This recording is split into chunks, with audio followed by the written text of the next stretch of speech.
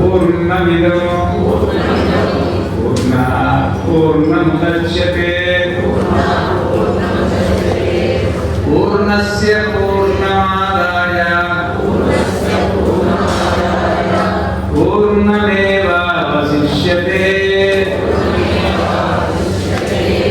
ఓం శాంతి శాంతి శాంతి.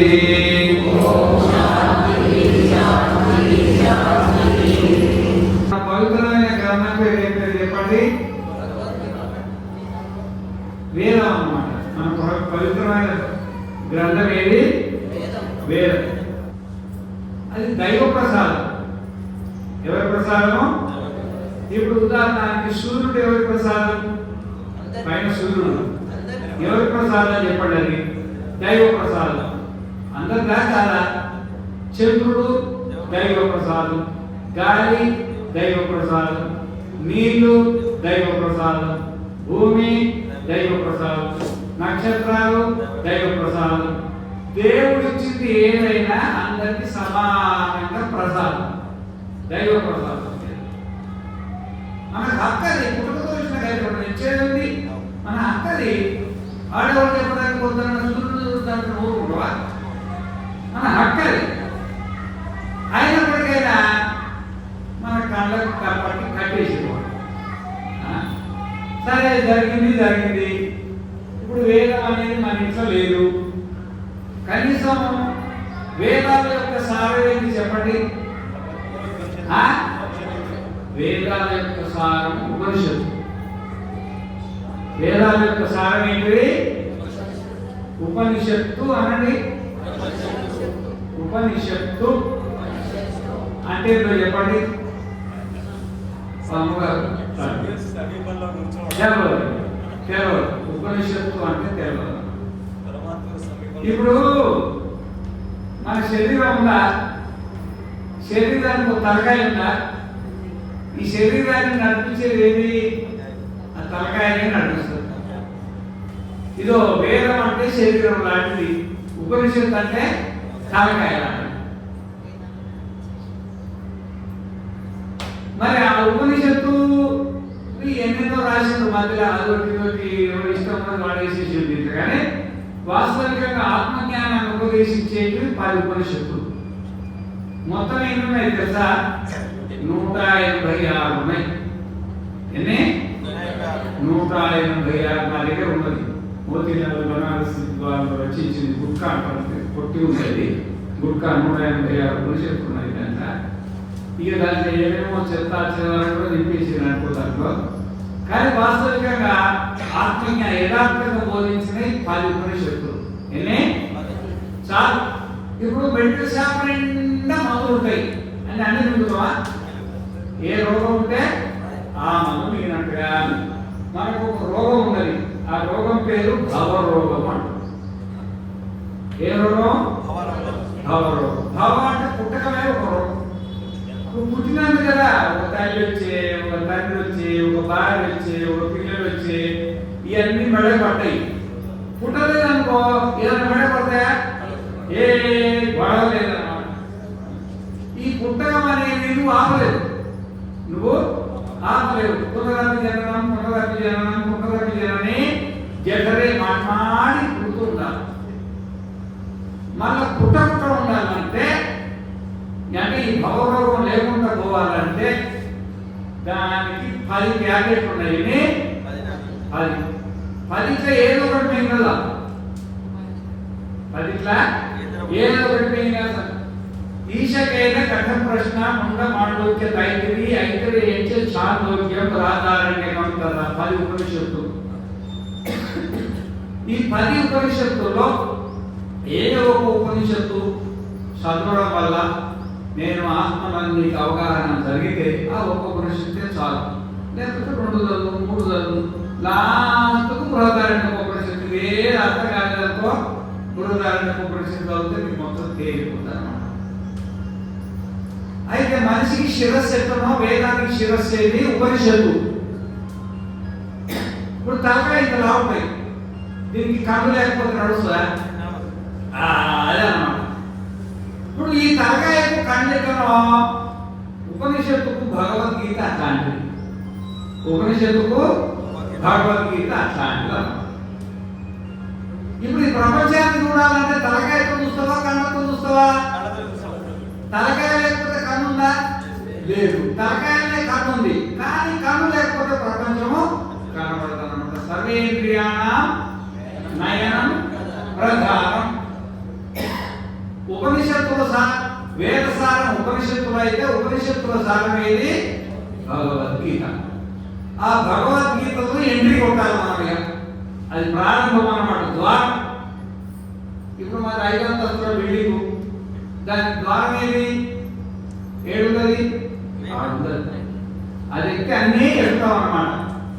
కాబట్టి భగవద్గీత అనేది మనకు ప్రవేశం. దీన్ని ఏమంటారు? ప్రవేశ ద్వారం. లోపలికి పోయినాక మళ్ళీ మిగిలిన నిదానంగా మేము కూడా మా గురువు గారి దగ్గర పోయినప్పుడు నాకు డైరెక్ట్ ఉపనిషత్తులు ఎవరు నేర్పారు? భగవద్గీత చదవడం నేర్పారు. పోయమ్మ ఈరోజు అయితే భగవద్గీత ఏం పొట్టి చదివింది అనుకున్నాం. ఓ చరణం చదువుకుంటే ఇంకో చరణం చదువుకుంటే అబ్బో మంగళవాద్యాలు వాయించినట్టే ఉంది. బ్రహ్మాండంగా ఎక్స్పీరియన్స్ అంత ఉందన్నమాట. మరి భగవద్గీతలో 3 ఉన్నాయి. ప్రపంచానికి మనకు ఏమి సంబంధం? దేవుడుకు నాకు ఏమి సంబంధం? నాకేమి సంబంధం? 3 ఉన్నాయి. చూడు, భగవద్గీత ప్రపంచానికి మనకున్న సంబంధాన్ని కర్మయోగం అంటారు. భగవంతునికి మనకున్న సంబంధాన్ని భక్తి యోగం అంటారు. నాకున్న సంబంధాన్ని జ్ఞానయోగం అంటారు. ఎంత తేలిక చూడు. ప్రపంచం ఎట్లా చేయాలా? కర్మయోగం చెప్తుంది. భక్తి ఎట్లా చేయాలా? భక్తి యోగం చెప్తుంది. నేను ఎవరు నిన్ను నువ్వు తెలుసుకోవడానికి జ్ఞానయోగం 18 అధ్యాయాలు ఉన్నాయన్నమాట. అందుకనే ఇప్పుడు వేదం అనేది కొంచెం దూరం, ఉపనిషత్తులు ఇంకా కొంచెం దూరం. కానీ ఉపనిషత్తులు అర్థం కావాలంటే సర్వోపనిషత్తు కావు. దుగ్ధ గోపాల నందన పార్థో వత్స సుధీర్ భోక్త దుగ్ధం గీతామృతం సర్వ ఉపనిషత్తులో గావ. సర్వ ఉపనిషత్తుల అన్ని ఉపనిషత్తులు ఒక ఆరంభ. దుగ్ధ గోపాల నందన, పాలు పిండింది ఎవరు అంటే కృష్ణ పరమాత్మ అంట. మరి అర్జునుడేమో దూడ అంట. దూడ లేకపోతే పాలు రావు కదా. దూడ వచ్చి అది సేవితే పాలు వస్తాయి. పాలతో వత్స. మరి పాలు ఆవు తాగుతుందా? పిల్లవాడు తాగుతావా? దూడ తాగుతుందా అంటే ఎవడో కస్టమర్ తాగుతాడు. పాలతో మరి దుగ్ధం గీతామృతం మహతో. ఈ విధంగా ఈ భగవద్గీత భగవంతుడు మనకు ఉపదేశించుడు. మనం అర్థం చేసుకోవడానికి తేలికైంది. వేదం ఎట్లుంటుందంటే అరణ్యం లేకుంటుంది. వేదం పెద్ద అరణ్యం లేకుంటుంది. ఉపనిషత్తు ఒక నందనవనం లేకుంటుంది. ఒక నందనవనం లేకుంటుంది. ఆ నందనవనంలో కూడా ఒక పుష్పవనం ఉంటుంది అనమాట. ఆ పుష్పవనం పేరే భగవద్గీత. ఒకటేమో అరణ్యం, ఒకటేమో నందనవనం, ఒకటేమో పుష్పవనం. ఇది పుష్పవనం. ఈ పుష్పవనంలో 701 పుష్పాలు ఉన్నాయి. ఎన్ని? 701. అంటే భగవద్గీత ఎన్ని శ్లోకాలు ఉన్నాయి? 700 శ్లోకాలు ఉన్నాయన్నమాట. ఒక పుష్పానికి 4 రెక్కలు ఉన్నాయి. పుష్పానికి ఎన్ని రెక్కలు? 4. ఒక శ్లోకానికి 4 పాదాలు. అర్థమైందా?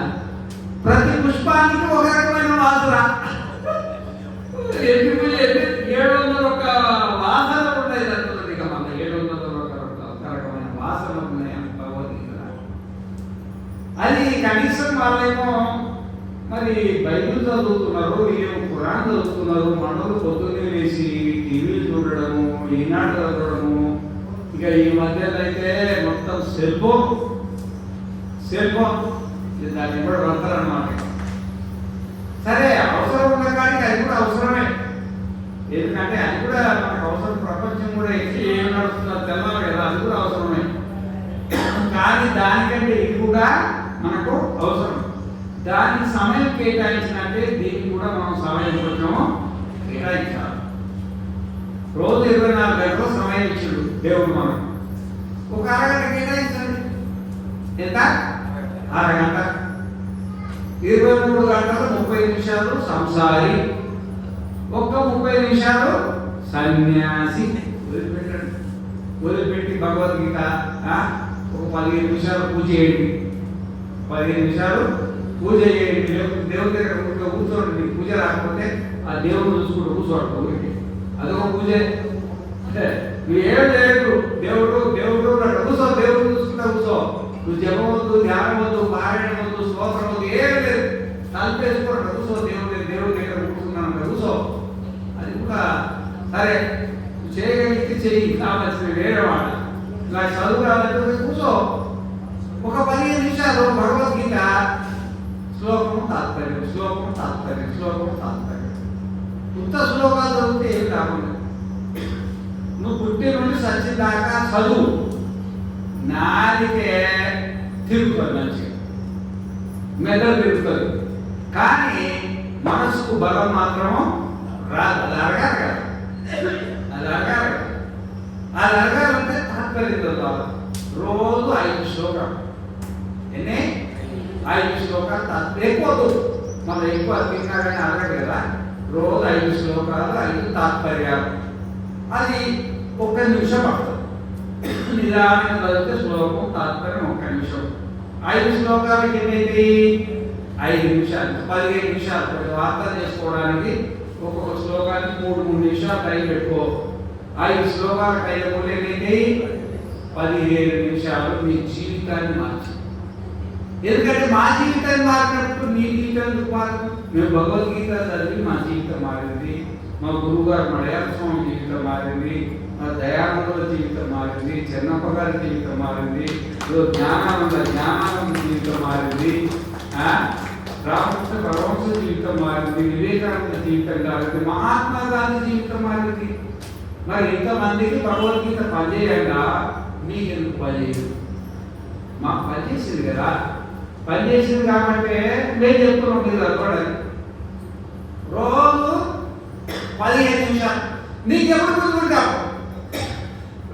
ఒక 15 నిమిషాలు దేవుడి దగ్గర కూర్చోండి. నీకు ఎప్పుడు తింటావు? ఒక 15 నిమిషాలు ఏమో భగవద్గీత నీకు ఎప్పుడు ఫీల్ అయితే అప్పుడు.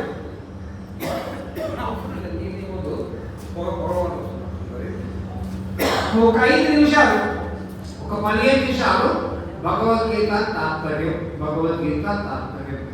జీవితాంతము భార్యకు, భర్తకు, తల్లి, పిల్లలకు ఎట్లా అనుబంధం ఉంటుందో భగవద్గీతకు మనకు రోజు 15 నిమిషాలు అనుబంధం.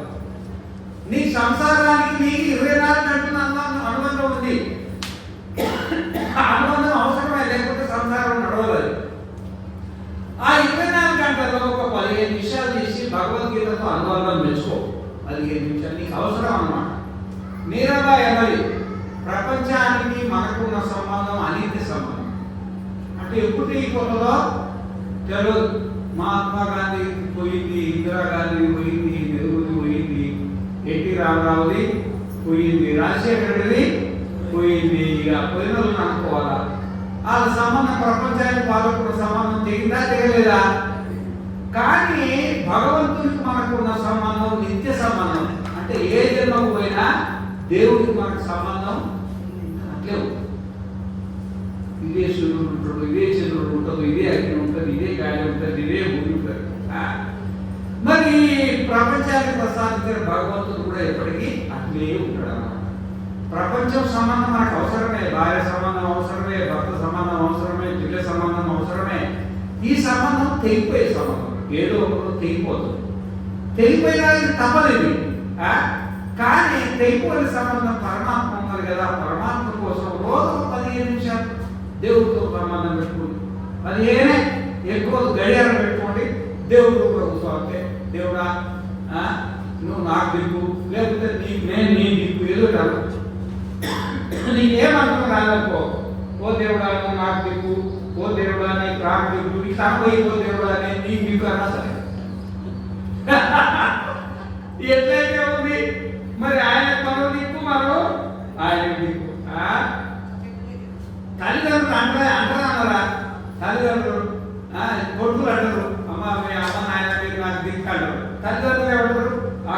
మీరు నాకు కట్టామరా ఎట్లయితే ఉంది అక్కడ భావ ప్రధానం అన్నమాట. భగవంతునికి మనకు సంబంధము ఉండాలి. రోజు 15 నిమిషాలు అయినా సరే నీకు ఏ మంత్రం రాకపోయినా ఏ పూజ రాకపోయినా దేవుడు కూర్చో, ఆరోగ్యంగా లేకుండా సరే కూర్చో 15 నిమిషాలు. నీకు ఎప్పుడు తీరితే అప్పుడు ఒక 15 నిమిషాలు 5 భగవద్గీత శ్లోకాలు చదవాలి తాత్పర్యంలో కూడా. దీనికి ఎంతమంది సిద్ధమో చేతులు ఎత్తండి. శ్రీని అయితే ఎత్తేసిండు, పక్క అర్చన అయితే ఎత్తేసింది, బాబు అలా అయితే ఎత్తిండు. నీ పేరు ఎత్తారు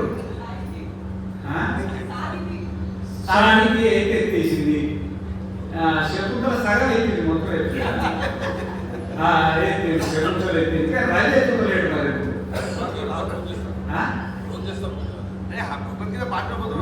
ఇప్పుడు చేస్తున్నావు కదా, నువ్వు చేసిందని ఆపం అంటలేను. రేపటి చేస్తావా? భగవద్గీత చదవాలి, రాకపోతే నేర్చుకో నేర్చుకో నేర్చుకో. లేకపోతే భగవద్గీత ఒళ్ళో పెట్టుకుని కూర్చో, ఒళ్ళో పెట్టుకుని కూర్చో. నాకు రాదు ఏం చేయాలని ఒళ్ళో పెట్టుకుని కూర్చో. అది కూడా ఇబ్బందేనా? చేతి పెట్టు. ఇక్కడ అమ్మగారు ఎంతమంది ముద్దలు ఎత్తుకోలేదు కమ్మా. ఏంటి వాళ్ళు ఎక్కడో ముందుకు వెళ్ళే నుండి వచ్చారు ఆదిలాబాద్ దగ్గర. ఆ నుండి ఇక్కడికి వచ్చేది కానీ 15 నిమిషాలు భగవద్గీత చదవడానికి ఒప్పుకోలేరు. ఏం అన్యాయం చెప్పి ఇంత దూరం వచ్చేది. ఆ పక్క కుర్చీలలో రెడేనా? అప్పుడే కృష్ణారెడ్డి అందరు ఈ పక్కలు నేను ఒక్కనే ఎత్తలేదు, నేను కూడా అర్థమైందా? ఎందుకంటే మనదంతా ఒక కుటుంబం, మనకంతా ఒక కుటుంబం. ఏ కుటుంబం అంటే మా మలయాళ స్వామి వారి కుటుంబం, మనదంతా ఋషి కుటుంబం, మనదంతా జ్ఞానుల కుటుంబం. వాళ్ళ మార్గంలో మనము నడవాలి. గంగా నదిలో పడ్డ మూసి నది నీళ్ళైనా సరే, మూసి నది నీళ్ళు గంగా జలంలో పడ్డాయనుకో, అంటే గంగా పారుతుంది కదా, ఇప్పుడు మీరు మూసి తీసుకోండి, మూసి నీళ్ళు తీసుకోండి, కాశీల గంగా కలపండి. ఆ నీళ్ళను మూసి నీళ్ళు అంటారా గంగా నీళ్ళు అంటారా చెప్పండి? చూసుకోవా? అర్థమైందా? ఆడితే మన గురు పరంపరల మీరు మూసినదైనా పర్వాలేదు, గంగా నది అయిపోతుంది. అర్థమైందా? మహాత్ముల దగ్గరికి వస్తే మూసి నది కూడా గంగా నది అయిపోతుంది, పశువు కూడా పశుపతి అయిపోతాడు, పశుపతి అయిపోతాడు. ఇప్పుడు మనం అందరం కలిసి ఏదో 2 మాటలు చెప్పుకోవాలి కదండి. 2 మాటలు చెప్పినా ఉపన్యాసం కాదు, ఊరికే 4 మాటలు. భగవద్గీత అంటే ఏంటి, ఎందుకు చదవాలా, అది మనకు అవసరమైన విషయాన్ని గురించి చెప్పుకున్నాము.